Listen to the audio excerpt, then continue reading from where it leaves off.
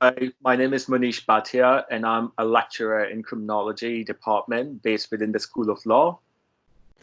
Hi, my name's Megan McElhone, and I'm also a lecturer in the Department of Criminology based in the School of Law. Today, we will be discussing the MSc Criminology course and the Race, Crime, and Justice pathway. I guess it's useful to start by discussing the importance of studying race with criminology. So, we know that being a member of a racialised group can have considerable bearing on whether somebody's subject to surveillance, policing, imprisonment, and other forms of control, and ultimately whether they're subject or vulnerable to premature death, in the words of Ruth Wilson Gilmore. So we're recording this video in June 2020, and in many places across the globe, we're seeing huge numbers of people protesting against brutal police killings of Black men and Black women, and against patterned and institutionalized police racism, violence, and brutality. And yet, even in this moment, some people maintain that racism is primarily a problem of the past, or that racism and violence in the workings of so-called criminal justice institutions are unfortunate deviations from how those institutions should work, and that those deviations usually arise from the acts and omissions of ill-intentioned individual actors, or what we might call bad apples. And those sorts of explanations are exposed as being insufficient when we acknowledge that we can and we should trace the lineage of race, racism, and institutions like the police and prisons to capitalist, imperialist, and colonial expansion, and to slavery. So, to come back to that question of why study race with criminology, for me, one of the foremost reasons that we should do that is the necessity of placing race, racism, and so-called criminal justice institutions, processes, and practices in their historical and structural context, and the futility of failing to do so. So the terms race and racism are more ubiquitous than ever. However, they are also complex and require a deeper understanding of systems, structures, and processes. So the course equips students with critical, theoretical, criminological tools to unpack and explore race and racism, the role race and racism play in Western societies. It looks into constructions of crime and criminals and how criminal justice agencies respond to and focus attention on Black minority and indigenous groups, and also groups of non-nationals.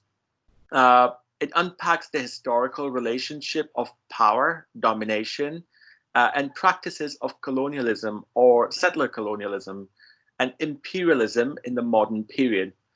The course has a number of relevant modules and necessary topics such as custodial debts, both in criminal justice and immigration, Islamophobia, the war on drugs, the war on gangs, institutional racism and disproportionality in imprisonment and punishment, migrant deaths at borders and frontiers, and mainstream media's depiction of crime and criminals, and also movements for liberation and justice, such as the Black Lives Matter.